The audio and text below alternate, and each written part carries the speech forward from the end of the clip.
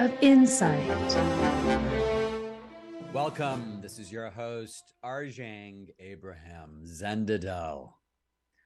Have you noticed how much Western culture is focused on physical fitness? In 2021, the fitness industry in the United States generated $33.25 billion. 39% of Americans hold gym memberships. From the gym to hot yoga, kickboxing to Pilates, over the last 50 years, America's passion with working out has only grown. But what about our spiritual fitness?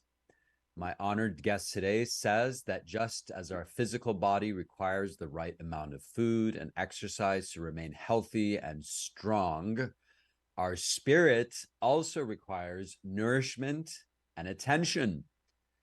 Journey with us today for a soul's workout, especially if you think you're too busy for spirituality. Today's show is for you. Discover how to strengthen your muscles for spiritual awareness. Learn exercises for spiritual fitness and consider what it would be like to let your spirit lead your life. My guest is Dr. Nancy Maramer, PhD, a licensed clinical psychologist and spiritual fitness coach for over 30 years, specializing in mind, body, spirit psychology and the impact of the media on our health. Dr. Maramer is joining us again on this show, so you know she's great that she's coming back, that we're having her back.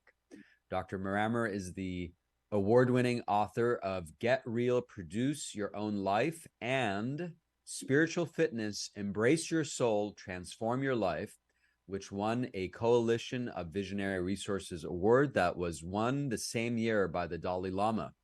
As an international speaker, lecturer, and trainer, Dr.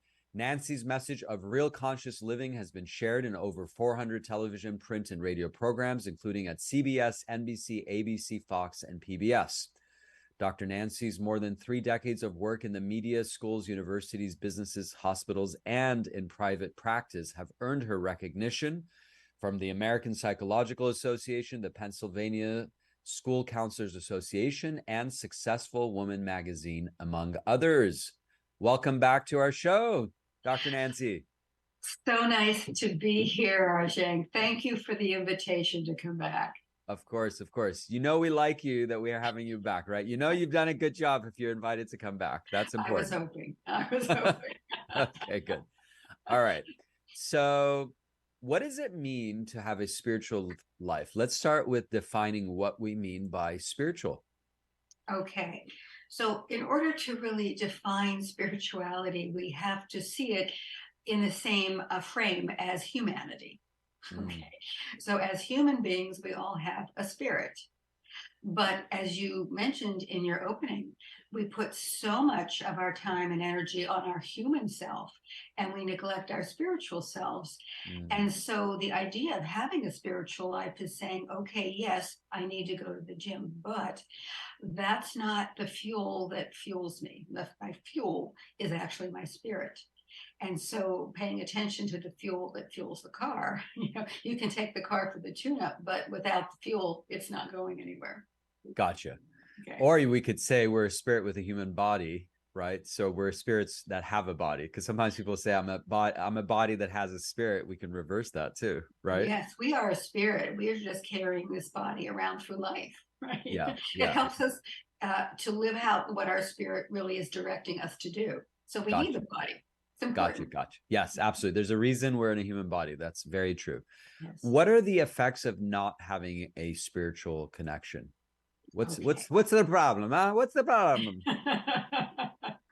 Well, the problem is that you burn out.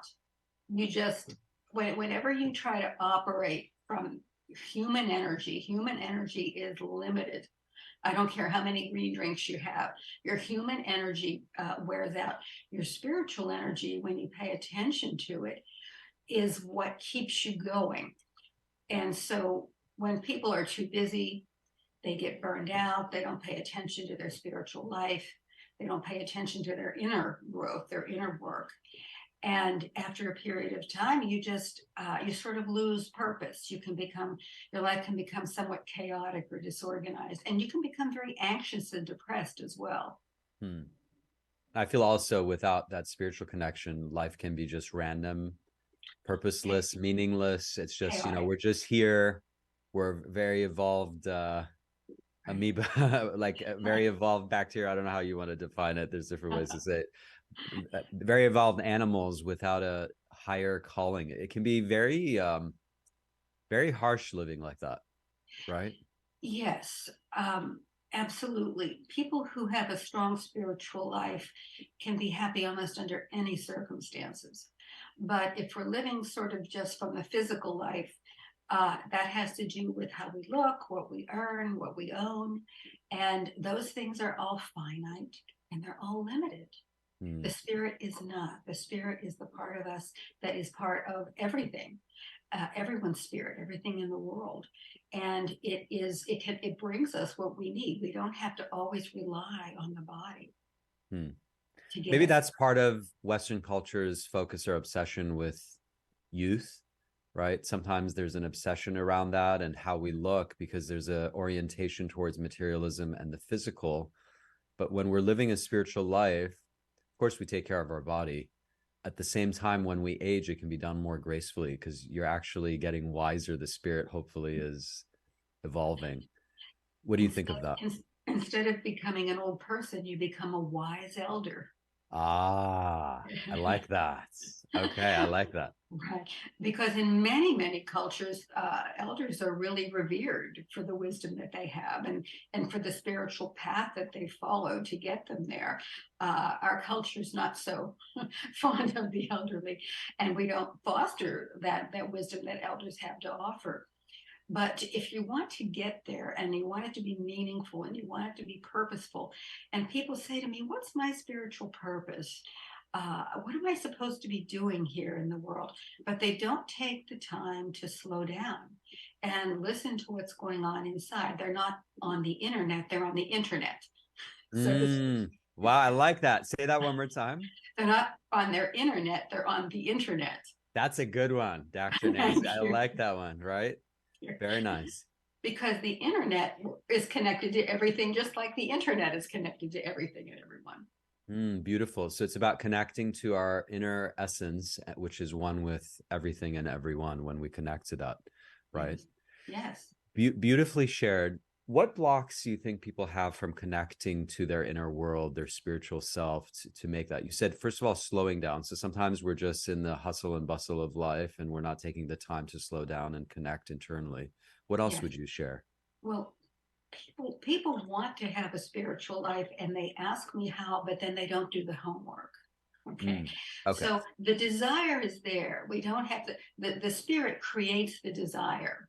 So people are already want to do something to have a spiritual life. And there are many, many practices that one can do.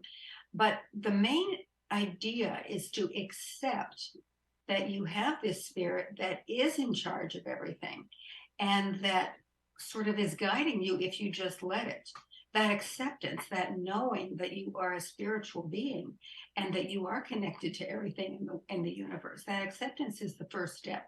Before you even do any practices, before you even decide to sit down and meditate or pray.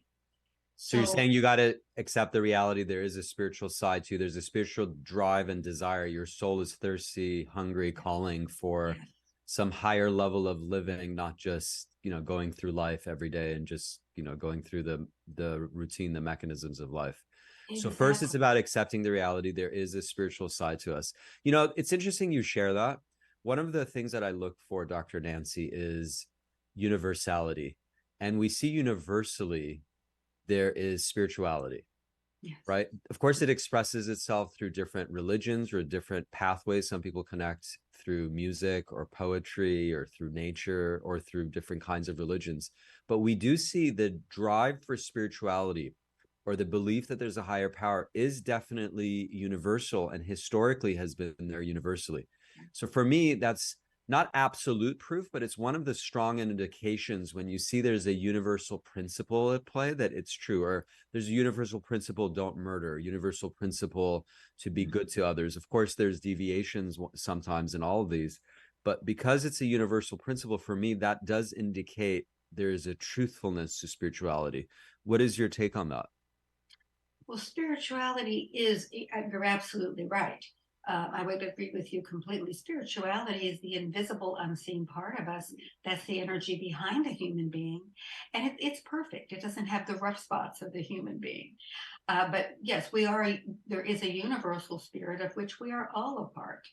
And I think that people, they know that. And as you said, when they don't know that, their lives become chaotic and they become lost. Because the spirit is your driver. It's what tells you who you are authentically, what is the real self, not the self that somebody else tells you you are. And I see so many people in psychotherapy who have been told a story about themselves that isn't true. And they're trying to live up to their parents' beliefs or their community's beliefs. And they're not living their own self. And they're not listening to their spiritual self, and they just feel misguided. They usually come to me in midlife after they've been listening to everyone else and say, how do I listen to my spirit? Because it's the only part of us that can really give us that guidance flawlessly. Certainly our human self leads us in directions that satisfy the ego or that satisfy the personality.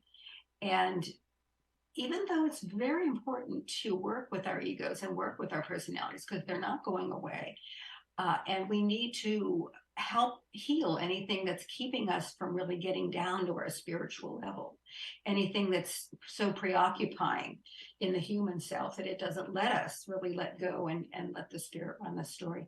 And that's there's some ways that we can do that in psychotherapy as well. But the acceptance, and then almost any practice that brings us to our spirit involves the breath, and it involves slowing down. Okay, so what could block us is not being aware. So it's important to slow down, use the breath, etc. In my experience, I have never met someone who's truly fulfilled. I'm not talking about temporary happiness. We all experience temporary happiness, pleasure at times, but I haven't met someone who's truly fulfilled without some kind of a spiritual path. And the people that I've met who have been the most fulfilled, the most radiant, have been on a true spiritual path. And I'm not just talking about religious practice, because that could, there's people who are religious who are truly connecting. Some I don't believe are. So it can go both ways. And some truly are, of course. But I've met various people who are on a true spiritual path who are truly fulfilled. And for me, as you know, I do personal development. This is an important part of personal development, is to connect to that spirituality. So we're totally on board with that. So what we're going to do is we're going to go to a break. And when we come back, we're going to talk about spiritual fitness. That's the topic of our show, and how we can be spiritually fit. My guest is Dr. Nancy Maramer, licensed clinical psychologist specializing in mind, body, spirit psychology, international speaker, and award-winning author of the book Spiritual Fitness. You're listening to A Time of Insight. This is your host, Arjang Abraham Zendadel.